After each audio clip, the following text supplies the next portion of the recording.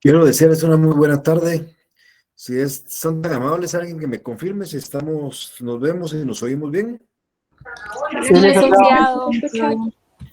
Muy bien, muchísimas gracias. Les agradezco muchísimo. Bien, para hoy tenemos la actividad de hablar sobre el tema que ustedes ya vieron en su filmina. Sin embargo, quiero invitarles para que comiencen a elaborar un laboratorio voluntario. Esto no es forzoso, este laboratorio no tiene ningún valor, simple y sencillamente es algo que ustedes pueden decidir hacerlo o no hacerlo, pero me permite a mí preparar varias cosas. Una, quiero determinar más o menos cuál es el grado de conocimiento de ustedes de las normas sustantivas de derecho civil, por un lado, y por el otro lado, pues también para que ustedes comiencen a tomar nota de cuáles son las directrices para sus futuras pruebas o exámenes parciales y finales que se desarrollan en tiempo.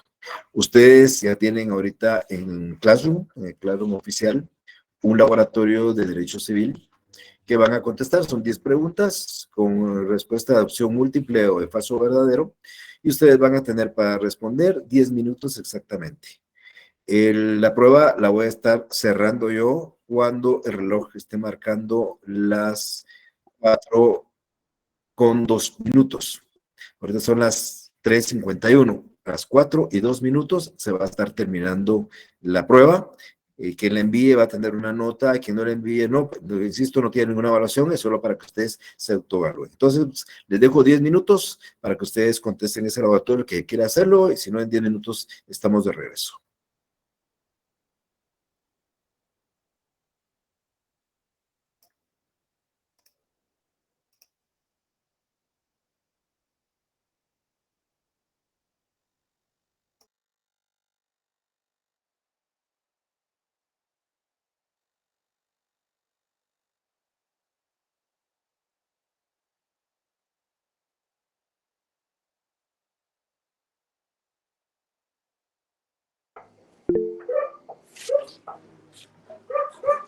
Licenciado, disculpe.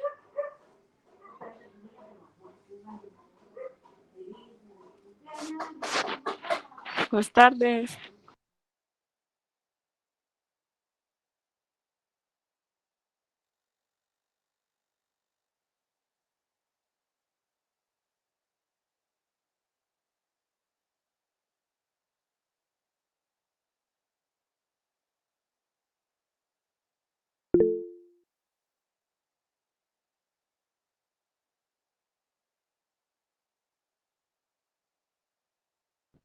Compañero, buenas tardes. Una pregunta. ¿Solo es a mí que no deja contestar o también a ustedes? No deja No, ingresar. compañero. Dice que no acepta más respuestas. Ajá, cabal, a mí me pasa a mí. Habilitado, creo. Gracias.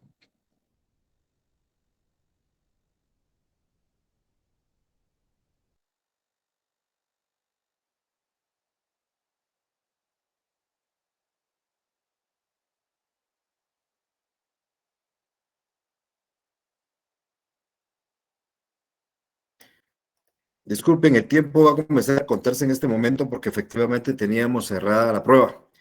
Entonces vamos a trasladar para que se haga también en los 10 minutos, pero para que sepan la hora exactamente a las 4:05. Disculpen el inconveniente, pero no nos habíamos percatado que la prueba todavía no estaba abierta.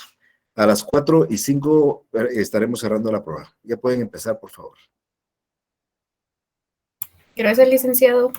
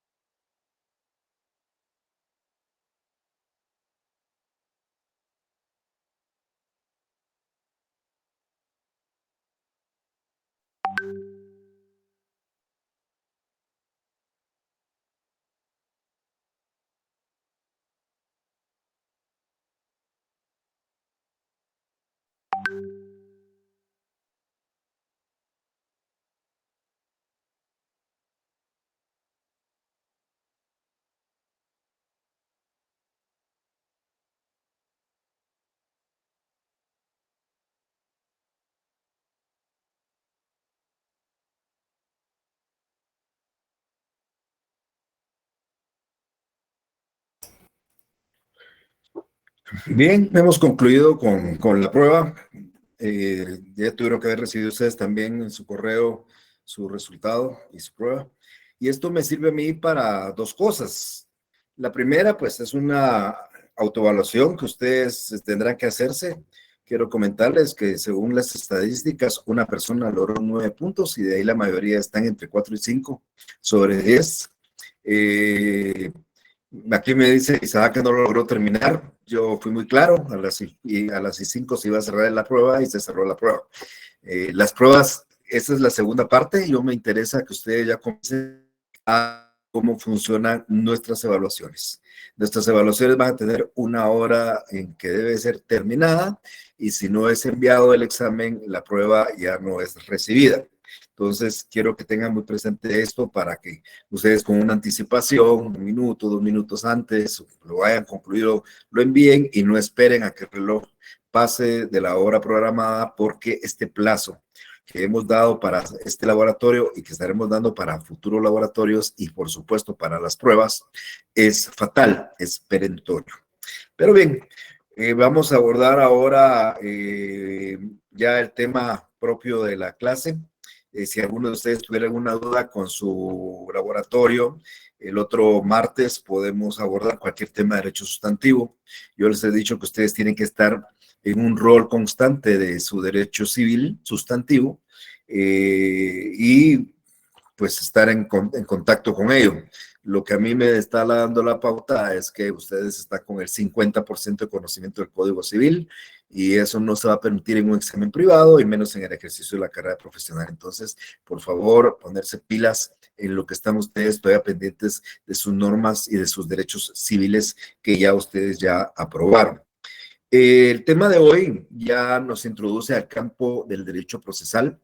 Es un tema realmente muy general que ustedes ya tuvieron que haber abordado seguramente cuando vieron teoría del proceso. Son aspectos o temas que también se pudieron haber analizado en el primer año en Introducción al Derecho, cuando uno hablaba del derecho objetivo, del derecho subjetivo, del derecho sustantivo, del derecho procesal. Estos son realmente puntos introductorios simplemente para enfocar dónde está ubicado nuestro derecho procesal, que va a ser el tema de todo este año que vamos a estar abordando con ustedes. Para poder explicar un poco todo esto, yo quiero poner de ejemplo una serie de televisión que es muy conocida por todos ustedes, que no se transmite, por supuesto, pero que seguramente muchos de ustedes vieron, y que era aquel programa mexicano del Chavo del Ocho. Un programa que se desarrolla en una vecindad donde hay un propietario de la vecindad y hay inquilinos en la vecindad. Ustedes saben que aplicando normas de derecho, pues la mamá de Kiko, doña Florinda, doña Clotilde, don Ramón, son típicamente arrendatarios de apartamentos en ese lugar. En el caso del señor Barriga, pues es el arrendador, propietario del bien, aparentemente, pero es el que da en arrendamiento. Entonces, cuando nosotros comenzamos a analizar estos aspectos en una serie animada, pues son aspectos que se dan en la vida cotidiana. Yo pongo esto, pues porque ustedes deben de haber visto muchas veces el programa. Pero esto se da en la vida cotidiana, llámese señor Barriga, llámese don Ramón o llámese quien sea, una persona que da un bien a cambio de una renta. Eso está plasmado en un conjunto de normas. Eso lo van a encontrar ustedes en el Código Civil. Es lo que nosotros conocemos como el derecho objetivo. El derecho objetivo viene siendo ese conjunto de normas que regulan las relaciones dentro de una sociedad, dentro de una comunidad. Normalmente son de carácter prohibitivo. Entonces, el derecho nuestro, el derecho procesal civil, el derecho civil, tiene sus antecedentes muy remotos en el derecho romano. Cuando yo hable de derecho, de los inicios del derecho procesal civil en alguna de estas clases próximas, yo voy a explicar que el derecho procesal surge en el derecho romano, porque había un derecho civil, procesal civil en el derecho romano, pero a la par habían tribus nómadas, tribus primitivas que utilizaban otro derecho que era el derecho germánico. Entonces, encontramos dos normas o dos clases de derecho procesal, el derecho procesal típicamente romano y el derecho procesal germánico, que era el derecho de los pueblos primitivos. Al igual que eso, pues desde el derecho romano ya hay una diferencia entre lo que es la norma, la disposición legal, esa decisión que toma en su época pretor o el emperador romano, actualmente el organismo legislativo, donde crea un conjunto de normas, las plasma en una ley y esa ley pues se convierte de observancia general. Eso es lo que en cierta forma es simplemente la norma o la ley. Y con nosotros vamos a conocer como el derecho objetivo. En el caso del derecho subjetivo, pues es lo contrario que surge normalmente de la norma. Si la norma dice que el arrendatario está obligado a pagar una renta, pues le da el derecho al arrendador de exigir el cobro de la renta. Entonces, don Ramón, conforme a una norma objetiva, Código Civil, está obligado a pagar la renta. Don señor Barriga, proveniente de esa disposición, cuando no le paga la norma, la renta, él está con el derecho subjetivo de reclamar o de no reclamar la renta atrasada. Si ustedes recordarán, siempre llegaba a cobrar la renta, siempre eran 14 meses de renta y en alguna oportunidad le perdonó la renta a don Ramón porque se enteró que había sido un boxeador. Eso es uno de los programas. Entonces, el señor Barriga ejerce su derecho subjetivo de ejercer, de reclamar o no reclamar lo que se le debe a través de esa cuestión interna o el derecho personal que él tiene de reclamar o no reclamar. Entonces, esa es la diferencia entre una norma o una regla plasmada en la ley y un aspecto eminentemente subjetivo que tenemos todos nosotros de ir a reclamar justicia a los órganos jurisdiccionales. Nadie de ustedes está obligado a ir a reclamar justicia. Vamos a ver, voy a dar otro ejemplo que no tiene nada que ver con el que acabo de dar, pero pensemos en un matrimonio. El Código Civil dice cómo se desarrolla, quiénes pueden contraer matrimonio, cuáles son los derechos y obligaciones que nacen. Hay una definición y dice matrimonio es la unión entre dos personas, hombre y mujer, por el cual se unen con el ánimo de permanencia, procrear hijos y auxiliarse mutuamente. Eso dice el artículo 71-78, creo, del Código Civil. Pero si seguimos leyendo el cuerpo normativo objetivo, que está la norma, la regla, ese nos dice también a la par que nosotros, en el caso del matrimonio, ese se puede disolver con el divorcio. Y en el artículo 155 dice que se puede pedir el divorcio por la existencia de una causal y enumera las causales. Y entre las causales está la infidelidad. Entonces, ¿cuál es el derecho objetivo? Esa disposición que dice que es una causal de divorcio, la infidelidad. ¿Cuál es el derecho subjetivo? Aquel cónyuge que no ha dado motivo a la causal, su derecho de ir a reclamar o no reclamar el divorcio. Ese es el derecho subjetivo. Entonces, normalmente, de una regla, de una norma, surgen derechos hacia otra u obligaciones hacia otra que éste puede reclamar. El derecho objetivo es entonces ese conjunto de normas que normalmente, insisto, lo que hacen es limitar, obstaculizar, prohibir la actitud o las actitudes de un individuo dentro de una sociedad. En el derecho civil hay una disposición o un principio de legalidad que ustedes ya han escuchado muchísimas veces en su carrera, que dice que lo que no está prohibido está permitido. Si se me ocurre contraer matrimonio con, no sé, con X persona, a mí el código no me lo prohíbe, no dice el código que sí lo puedo hacer, simplemente no me lo prohíbe, yo lo puedo hacer. El matrimonio lo que prohíbe es no contraer matrimonio, por ejemplo, con parientes en línea recta. No puedo casarme con mi mamá, con mi abuelita, con mi bisabuela, con mi hija, con mi nieta, con mi bisnieta. No puedo contraer matrimonio con mis hermanos y mis medios hermanos, es decir, ni con mis hermanos de papá y mamá, ni con mi medio hermano que es solo de mamá o solo es de papá. No puedo contraer matrimonio con personas con las que yo he estado ligadas por afinidad. No me puedo casar con mi ex suegra, no me puedo casar con mi excuñada, porque he estado ligado con ellos por afinidad. Entonces, la norma objetiva lo que hace es crear prohibiciones, limitaciones. Lo que no aparece en esa norma es permitido. ¿Me podré casar yo con la abuelita de mi amiga? La ley no dice nada al respecto. Es que la abuelita tiene 80 años y usted tiene 61, pues no dice nada. Pero es que fíjese que la señora que se va a casar tiene 90 años y el señor tiene 15, no, perdón, no 15, no podría, pero 18 años. La ley no prohíbe el matrimonio, ni establece edades en el sentido de diferencia de edades para autorizarlo. El matrimonio es válido. Ahora, frente a esa normativa, pues lógicamente surgen y existen facultades. Si yo me caso con mi mamá, alguien lo va a perjudicar y ese alguien puede pedir la nulidad de mi matrimonio. Si ustedes alguna vez oyeron de aquella novela Robinson Crusoe, recordarán que es la historia de una persona que naufragia y llega a una isla y está solo. La pregunta es, ¿existe derecho en esa isla?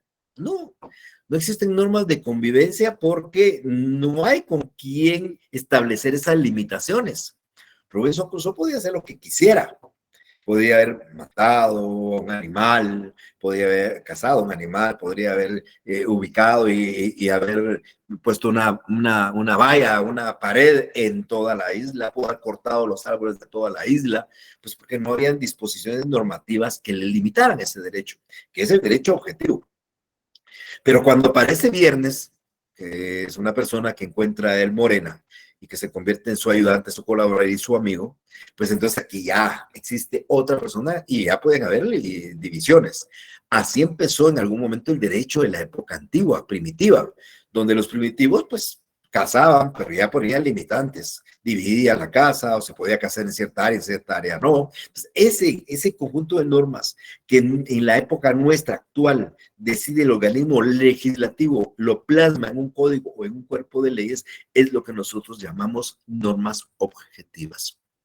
El derecho que tengo yo ante la transgresión de esa norma objetiva de hacer o no hacer algo es lo que vamos a entender nosotros como el derecho subjetivo. Entonces, ese derecho subjetivo es esa facultad que tiene cualquier individuo, cualquiera de ustedes, para exigir el cumplimiento de una abstención de ese derecho objetivo.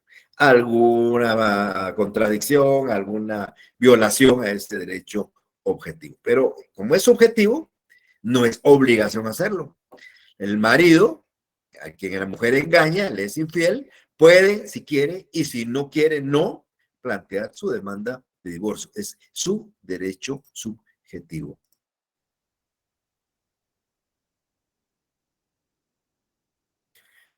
Más sencillo, en otras palabras, el derecho objetivo es la ley y el derecho subjetivo es la facultad que emana de esa ley para reclamar el contenido de la misma. Ahora bien, ya teniendo idea qué es el derecho objetivo, que es la ley, hablemos un poco del derecho procesal y el derecho sustantivo. Esos son cuerpos normativos, son normas objetivas. Tanto el Código Civil, normas objetivas, como el Código Procesal Civil son normas objetivas. El código sustantivo, la norma sustantiva, lo que nos da son limitaciones también al ejercicio de nuestra libertad total. Y por ende encontramos normas sustantivas en todo el Código Civil. Los 2000 y pico de artículos del Código Civil son normas sustantivas, prohibitivas, limitativas. Esas normas sustantivas lo que hacen es regular el deber que tenemos, el deber ser nuestro dentro de una sociedad, dentro de una comunidad, nuestro comportamiento. ¿Qué dice más o menos el Código Civil en relación a nuestro comportamiento? Dice, por ejemplo, regresando a algunas disposiciones que me puedo acordar en este momento, dice, por ejemplo, que Mario Gordillo, mayor de edad, puede otorgar un testamento común abierto, puede ser común cerrado. Si ando en alguna cuestión especial, en un buque, puede ser un testamento especial. Eso dice el Código Sustantivo, el Código Civil. ¿Qué también dice el Código Civil?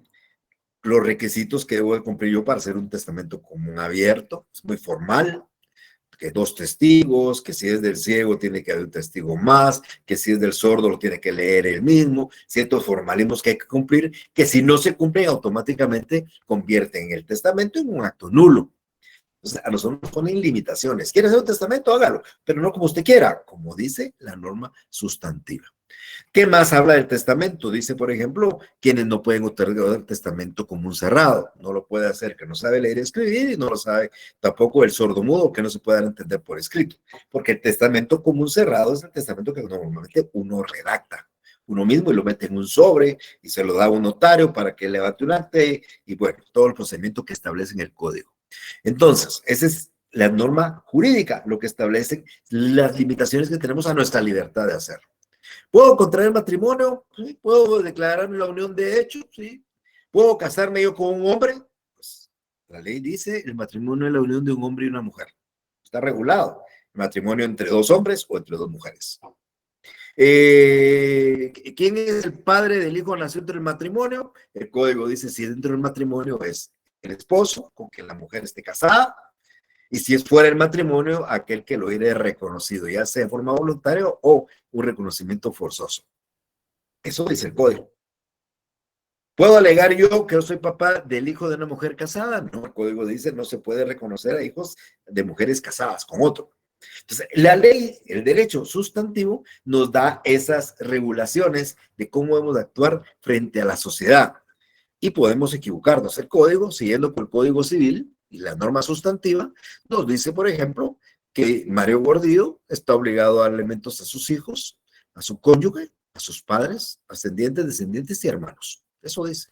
Pero también dice que es recíproco. Si yo estoy obligado a darle alimentos a mi hermano está obligado a darme alimentos a mí. Si yo estoy obligado a darle alimentos a mis hijos están obligados a darme alimentos a mí. Eso lo dice la ley. Por consiguiente, yo tengo una obligación. Desde el momento en que nazco, yo ya tengo derechos a ser alimentado, pero también voy a tener la obligación de dar alimentos. Entonces, ahí están regulando estas disposiciones. Pero, ¿qué sucede cuando se transgreden? ¿Qué sucede cuando don Ramón, establecido en el Código Civil y en el contrato respectivo, está obligado a pagar una renta y no la paga y debe 14 meses de renta? ¿Qué sucede cuando mis hijos menores de edad o ya mayores con necesidades por problemas físicos, yo no les doy alimentos? Cuando la ley dice que estoy obligado a darles alimentos. ¿Qué sucede cuando yo contraigo matrimonio, decía yo, por ejemplo, con mi ex suegra? Entonces, yo estoy violando una norma sustantiva y estoy transgrediendo el derecho de otro. Y ese otro tiene un derecho subjetivo de reclamar. Entonces, normalmente, cuando se violan esas actividades, es cuando nosotros tenemos que recurrir a una actividad o a ciertas actividades para buscarle una solución a la controversia. Normalmente, lo que hacemos es tratar de buscar un acuerdo extrajudicial, extrajuez. Y ese siempre será mi recomendación. Ustedes, futuros abogados, busquen los acuerdos fuera de ir a un órgano jurisdiccional. Hay mecanismos de solución de un conflicto, una conciliación, una mediación, por ejemplo. A veces participan un tercero, a veces no hay necesidad y nosotros podemos resolverlo.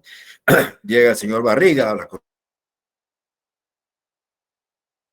puedo, y en lugar de renta que le debo, a partir de hoy le voy a pagar 2 rentas mensuales para que yo en 14 meses yo ya haya resuelto mi problema.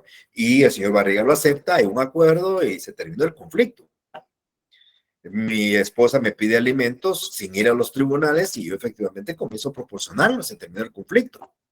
Ahora, cuando no se ha resuelto el conflicto por estas vías de la autocomposición o la autotutela, entonces nosotros tenemos que recurrir ante el órgano que puede administrar justicia, el órgano que puede decirnos si tenemos o no tenemos la razón y puede ordenar que se cumpla con la obligación o el derecho que nosotros creemos que tenemos. Y eso ya es ir ante un órgano jurisdiccional. Por eso es cuando hablamos en el derecho procesal, también de derecho adjetivo, hablamos que lo que contiene son las normas sobre la forma en que nosotros vamos a desarrollar nuestras actividades ante un órgano jurisdiccional que permita que al final se cumpla la norma sustantiva que ha sido violada. No pago alimentos, me voy ante un juez para que un juez determine el monto de los alimentos. Fue infiel, pues me voy ante un juez para que el juez declare el divorcio por infidelidad. No pago la renta, pues me voy yo ante un juez para que lo condene a pagar las rentas atrasadas. Se quedó con mi propiedad que no es de él y la usurpó, me voy ante un juez para que me haga la reivindicación de mi propiedad. Se casó con la ex suegra, siendo prohibido, voy ante un juez que declare la nulidad absoluta de ese matrimonio. Entonces, esa actividad que el juez va a desarrollar la vamos a encontrar nosotros en ese cuerpo normativo que va a ser motivo de discusión todo este año conmigo, que se llama Código Procesal Civil y Mercantil. ¿Qué tan importante es el derecho procesal civil y mercantil?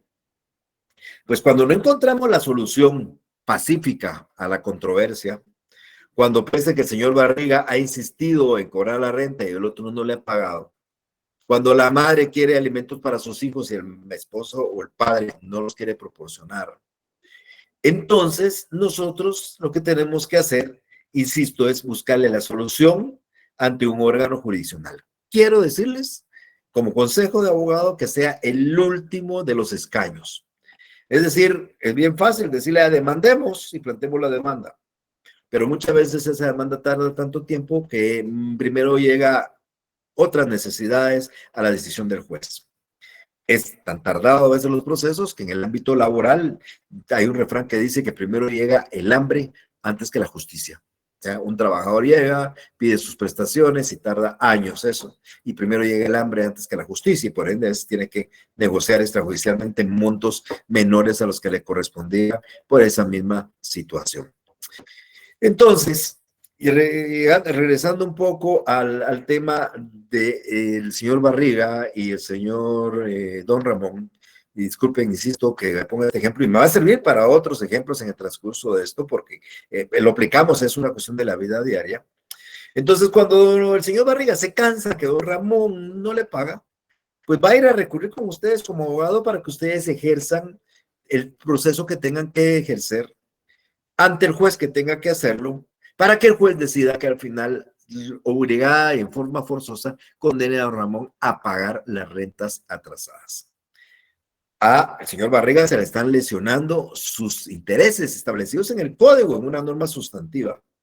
Entonces vamos a ir, reitero, ante el único órgano que puede administrar justicia y que conforme a la Constitución Política de la República de Guatemala es la Corte Suprema de Justicia y los demás tribunales.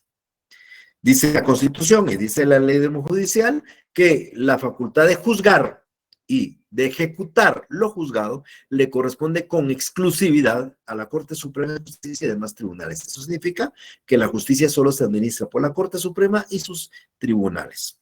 Eso es lo que nosotros vamos a conocer como jurisdicción. Entonces, cuando el señor Barriga comparece con nosotros y nosotros vamos ante un juez que tiene jurisdicción y le presentamos una demanda, estamos materializando el derecho subjetivo del señor Barriga. El señor Barriga pudo no haber demandado, pero quiere demandar. Entonces, ese es su derecho subjetivo. Ese acto donde el señor Barriga presenta la demanda para hacer mover al órgano jurisdiccional es lo que vamos a conocer en el transcurso de este semestre como el derecho de acción. Los actores accionan. Si yo presento una demanda de divorcio, yo como actor estoy accionando. Si yo presento una demanda de desocupación, yo como actor estoy accionando. Si yo planteo una demanda de alimentos, como actor yo estoy accionando. El actor acciona. ¿Por qué se llama acción? Porque es movimiento. Desde el momento en que yo presento mi solicitud ante un juez, hago mover al órgano jurisdiccional para que al final, después de una serie de pasos y de etapas, el juez decida si me deben las rentas, si es factible el divorcio por la causal, si me dan una pensión que es la que yo quiero. Claro que como dice los principios de Newton, creo que es el tercer principio de Newton, dice que cuando hay una acción, hay una reacción, lo mismo sucede en el proceso. Cuando el actor comparece y afirma que presenta una demanda, indica, soy propietario de la vecindad ubicada en tal lugar, estoy en arrendamiento un inmueble al señor Don Ramón Valdés, por un monto de tanto, a la fecha me debe 14 meses de renta y quiero que el juez lo condene para esos 14 meses de renta, que suma la cantidad de tanto.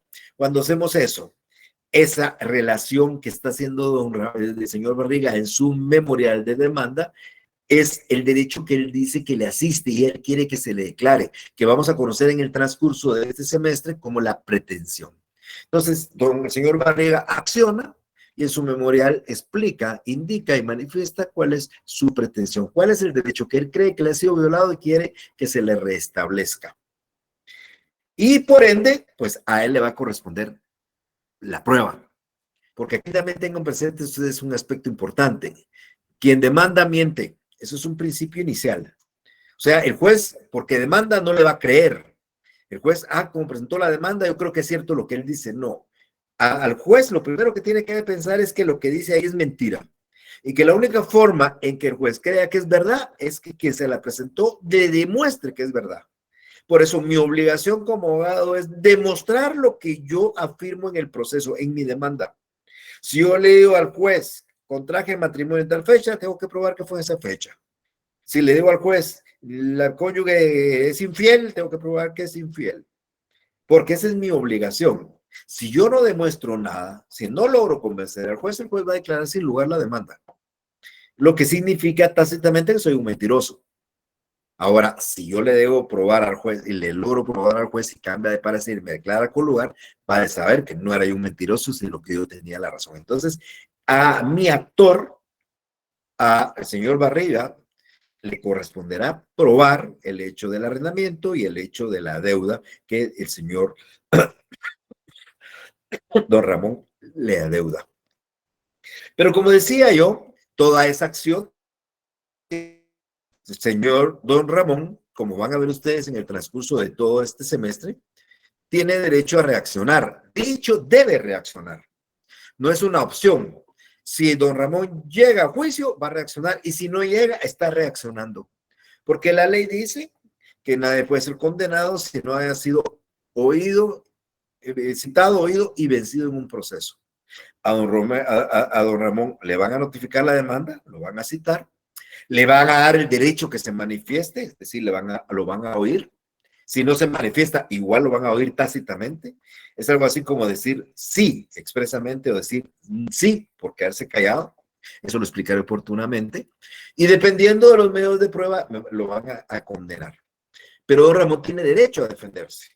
Y cuando don Ramón comparece y manifiesta en su defensa ciertas circunstancias impeditivas, por ejemplo, demuestra y alega que él no debe, sino solo debe una porque ya pagó 13, él está alegando cierta circunstancia que es modificativa a la pretensión del señor Barriga.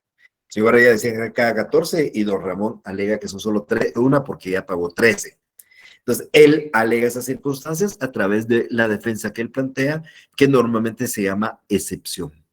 Entonces, el actor acciona, señor Barriga acciona, el demandado excepciona. El actor tiene derecho a la acción, como el demandado tiene derecho a la excepción.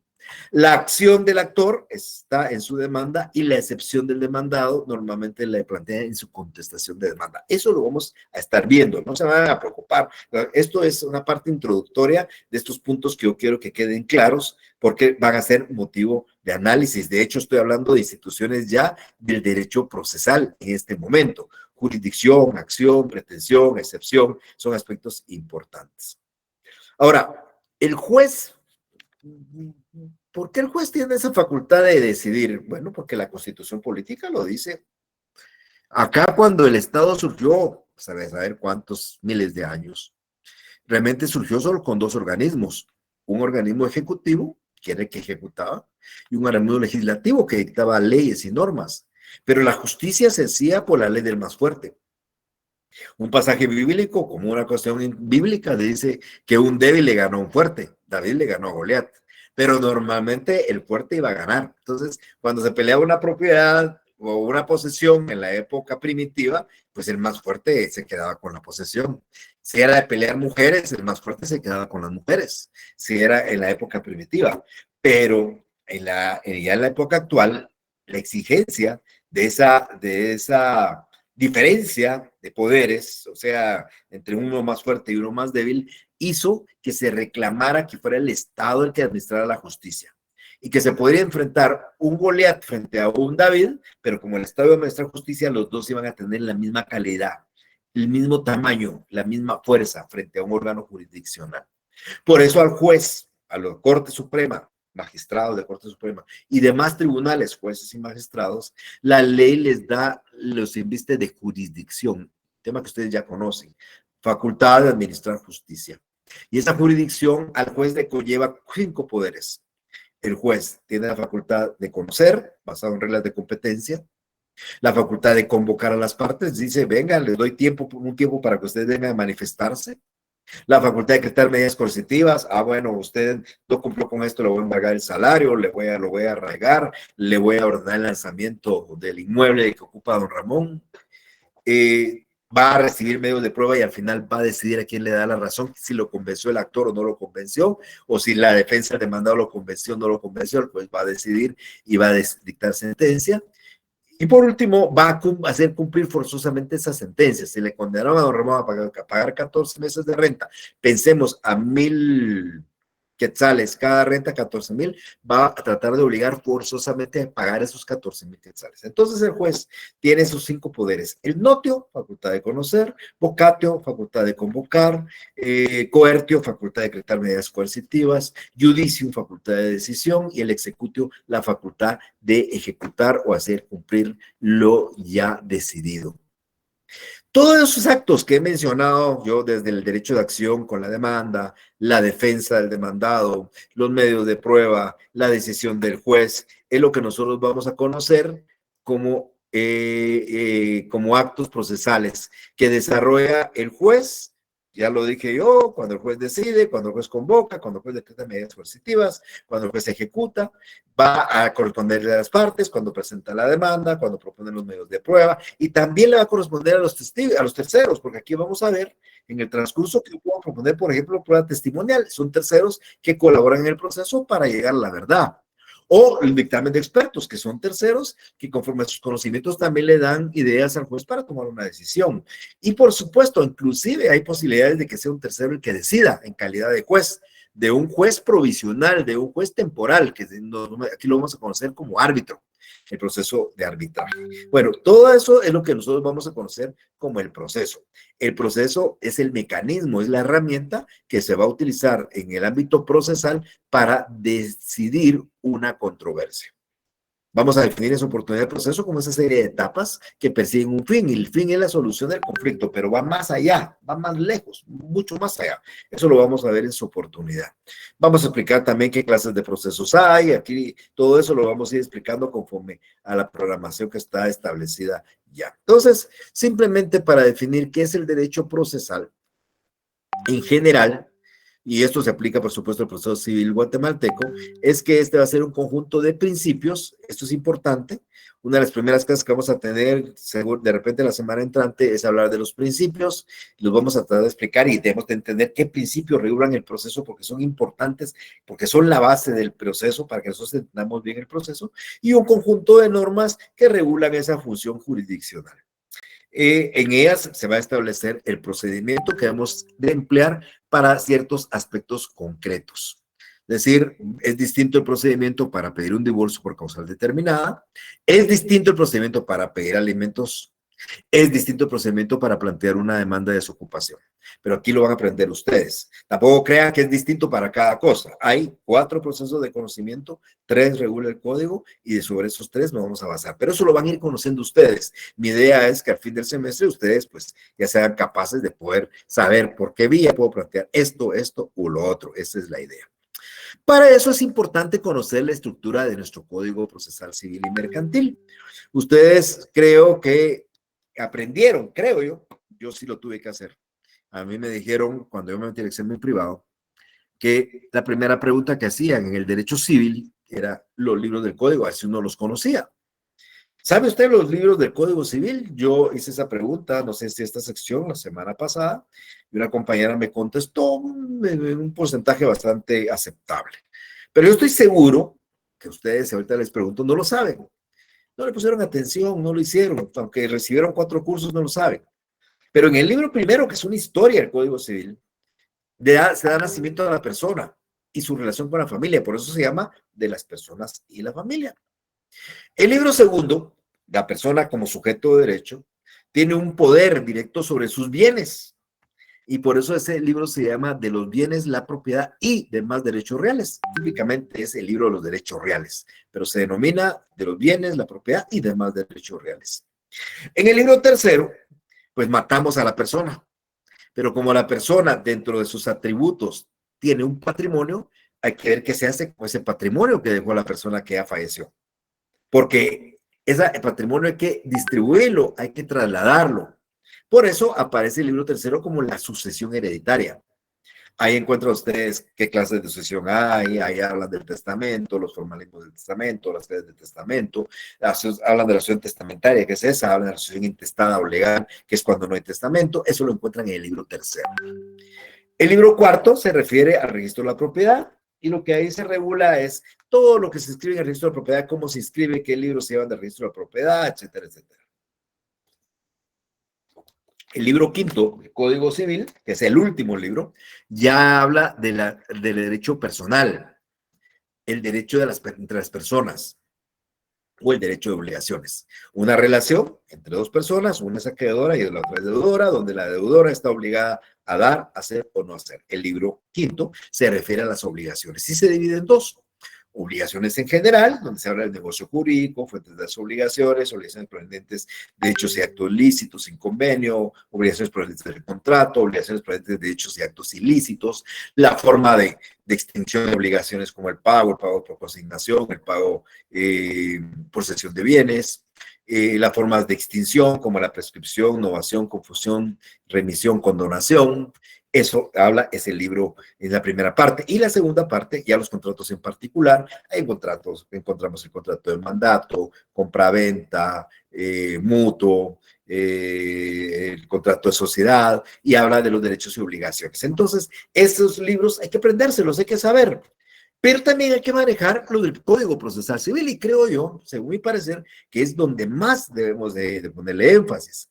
Porque cuando me llega un cliente a mi oficina, pues yo le puedo dar una asesoría y en mi casa voy a leer el Código Civil para ver qué derechos y obligaciones tiene él en el ámbito sustantivo. Pero en el ámbito procesal a veces tengo una audiencia, yo tengo que plantear un recurso y tengo que saber manejar bien mi Código Procesal.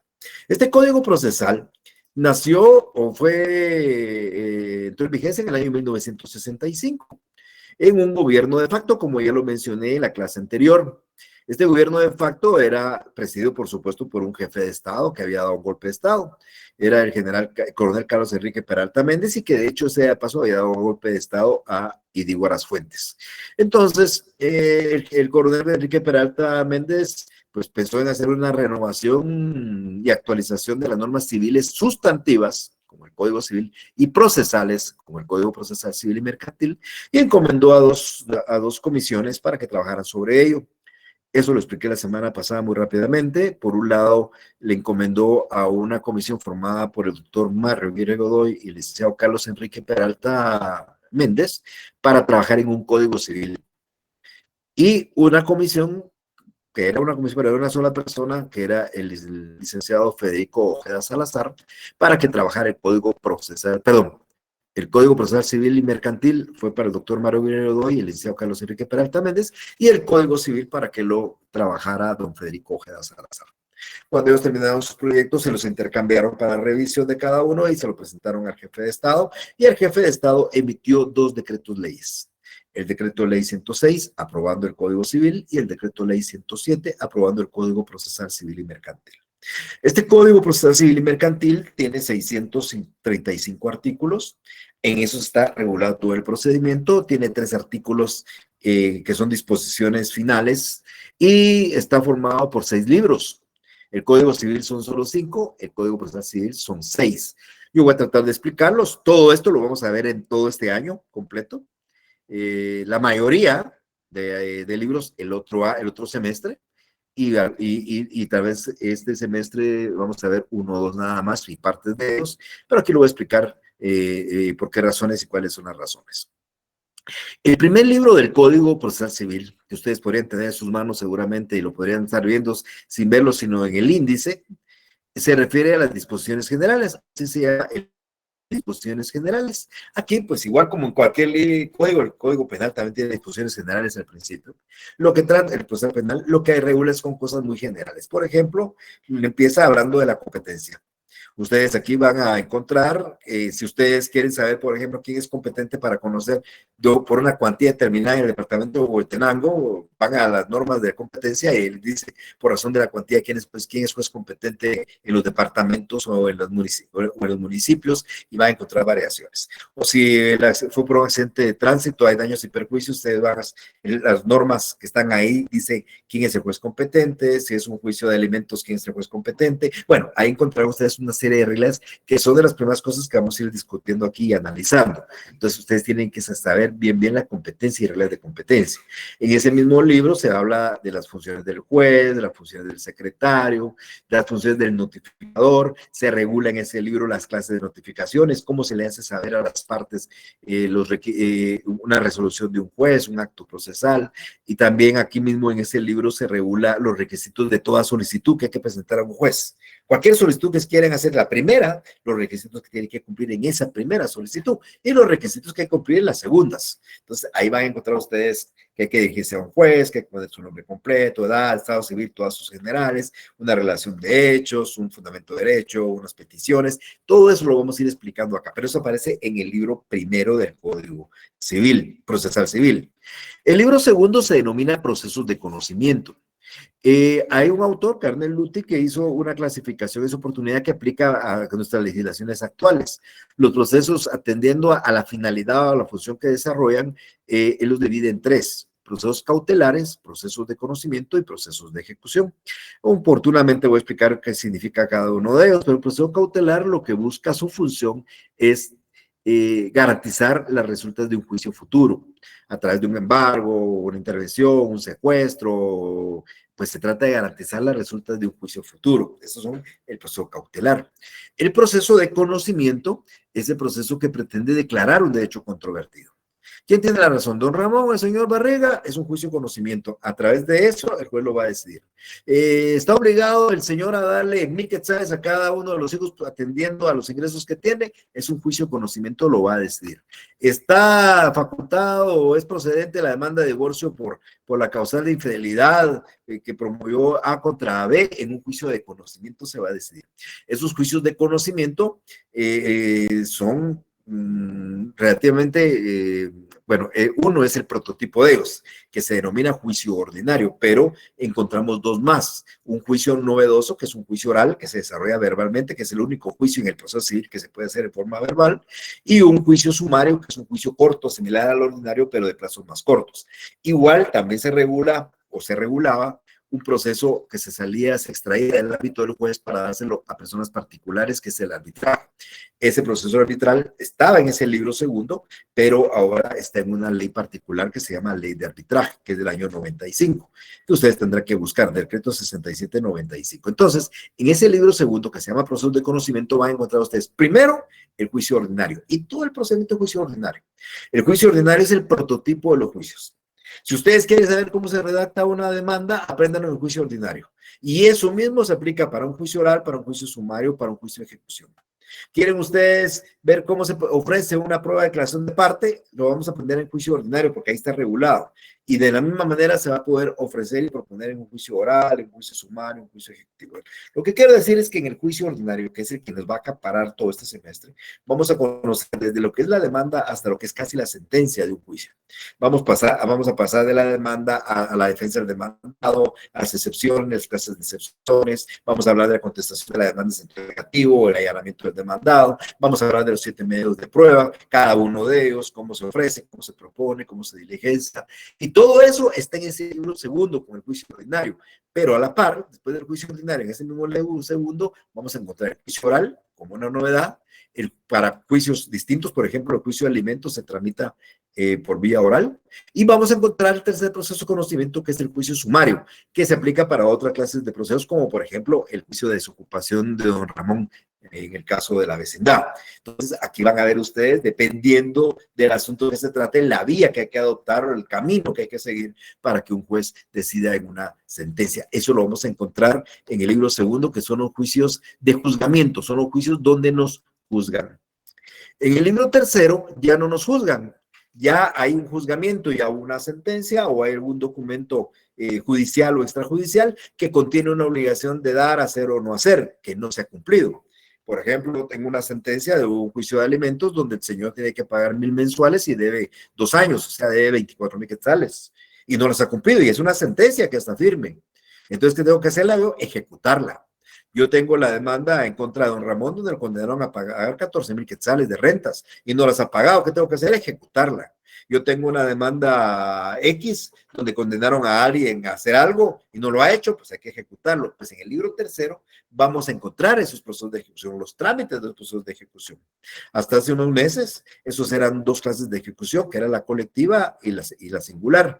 La colectiva ahora está integrada en un cuerpo normativo distinto, que es una ley de quiebras, que aquí vamos a analizar rápidamente también esa oportunidad, pero nos vamos a concretar mucho a hablar de las ejecuciones singulares, la ejecución vía de premio y juicio ejecutivo, que son para cobrar dinero que se debe, o ejecuciones especiales de dar, hacer, arrendamiento de hacer o de escriturar, que es cuando se debe otra prestación que no es forzosamente dinero, e inclusive ejecuciones de sentencias nacionales y extranjeras.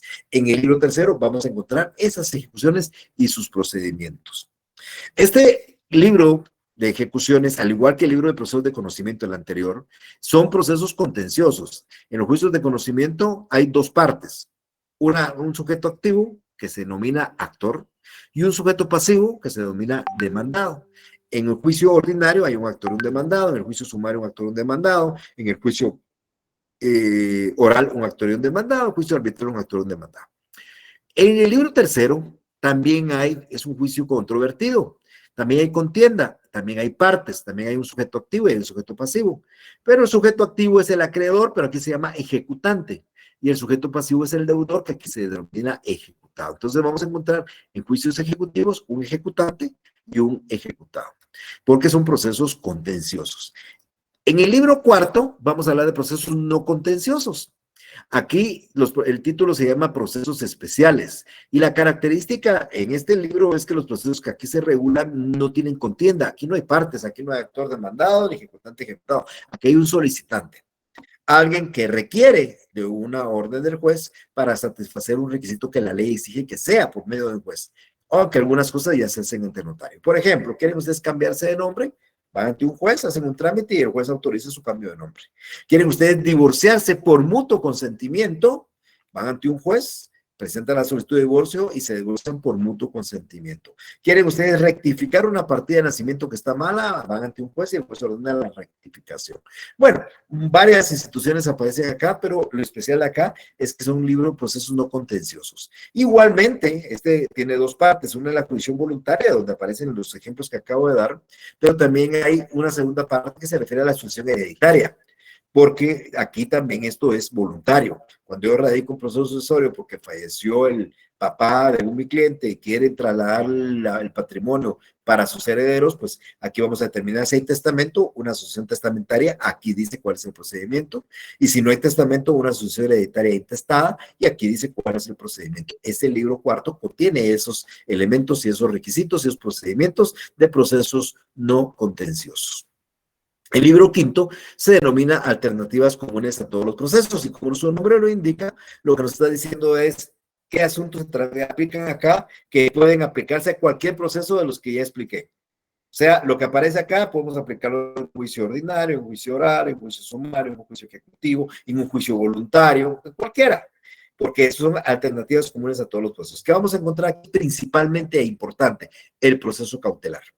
¿Te recuerdan que dije que había tres procesos? Cautelar de conocimiento y ejecución. Los de conocimiento en el libro segundo, los de ejecución en el libro tercero y los cautelares en este libro quinto. Aquí vamos a ver nosotros cómo podemos pedir el arraigo, el embargo, la intervención, el secuestro, la anotación de demanda, una cuestión cautelar. Igualmente podemos llamar a terceros dentro del proceso, podemos iniciar trámites de consignación cuando debemos algo y el reclamo de costas en un juicio ordinario, en un juicio oral, en un juicio ejecutivo, inclusive en un juicio voluntario, cómo puedo reclamar las costas y cómo puede terminar un proceso de forma anormal, porque lo normal es que termine con una sentencia, pero puede terminar el proceso de forma anormal, sí. Se llama, tiene dos figuras, el desistimiento y la causa de instancia, que lo vamos a ver oportunamente. Eso está en este libro quinto. El último libro, al igual que pasa en casi todos los códigos de procedimientos, está en las impugnaciones. Este libro sí se llama de las impugnaciones. No se llama de recursos porque no todos son recursos, porque en el recurso la característica es que se va a recurrir, se lleva hacia. Entonces subimos a veces a un tribunal superior, pero no, pero aquí se llama medio de impugnación y aquí vamos a encontrar una figura que ustedes ya conocen, por lo menos la han oído constantemente, que es la apelación. que puede ser apelable, en qué tiempo se plantea la apelación, habla de la casación, en qué tiempo se plantea una casación, qué diferencia entre una casación de forma y una de fondo, cuáles son sus motivos de forma y fondo, todo lo van a ir aprendiendo acá. También remedios procesales como la aclaración, la ampliación, la revocatoria, la reposición, la nulidad, que también son aspectos, todo eso en el libro último, que es el libro 6. Entonces, 6 libros en el código. Primero, disposiciones generales. Segundo, libros de procesos de conocimiento. Tercero, procesos de ejecución. Cuarto, procesos especiales. Quinto, alternativas comunes a todos los procesos. Y el último, los medios de impugnación. Si ustedes logran entender y aclarar esto, en el manejo del código a la hora de su examen privado no va a tener inconveniente, porque van a saber claramente dónde pueden encontrar figura determinada cuyo examinador esté solicitando el fundamento legal. Pero bien, todo esto, mis estimados amigos, no se vayan a preocupar, estos son puntos introductorios, pero principalmente eso que acabo de hablar de los libros, lo vamos a estar estudiando en el transcurso de este semestre. En este semestre, fundamentalmente vamos a abordar el juicio ordinario, aspectos generales como la competencia, o sea, del libro primero, la competencia, requisitos de un primer escrito, forma de notificaciones. En el libro segundo, el juicio ordinario específicamente. No vamos a abordar nada de juicio oral, juicio sumario, arbitraje, ni vamos a abordar el libro tercero, juicios de ejecución, ni vamos a abordar el libro cuarto, que es procesos especiales. Sí vamos a abordar un poco el libro quinto con procesos cautelares, que lo vamos a ver este semestre, y si nos da tiempo, vamos a estar terminando este semestre con medios de impugnación. Entonces, el libro primero, una parte del libro segundo, una pequeña parte del libro quinto, y posiblemente, si es factible, todo el libro sexto para hablar de medios de impugnación. Esa va a ser nuestra actividad de este semestre, y el otro semestre, pues ya vamos a hablar de aspectos secundarios, el complemento del libro segundo, juicio oral, juicio sumario, juicio arbitral, todo el libro tercero, juicios de ejecución, todo el libro cuarto, procesos especiales, y parte del libro quinto con caducidad e instancia, y las impugnaciones pues las vamos a estar viendo constantemente, porque igual hay aclaración, ampliación en todos los procesos, igual hay apelación en todos los procesos, igual vamos a encontrar revocatoria para todos los procesos. Entonces, no sé si hay alguna duda, que hoy me gustaría que ya sean ustedes los que quieran participar, si es que lo desean, así que dejo en uso del micrófono para alguien si tiene interés en preguntar.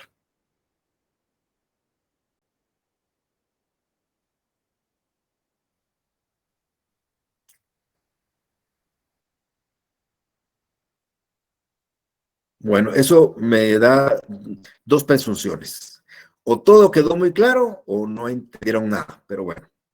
Espero que sea la primera presunción, que todo haya quedado claro. Sin embargo, como les digo, tampoco se me preocupen porque esto lo vamos a estar explicando día a día durante todo este año.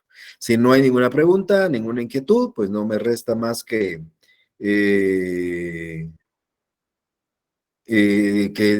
darles una feliz tarde, desearles una feliz tarde, decirles que esta presentación, este resumen, lo voy a subir en unos momentos a la página de Facebook, donde ustedes lo van a tener para que ustedes puedan recordar lo que yo hablé, no la clase, lo que va a hacer es la presentación.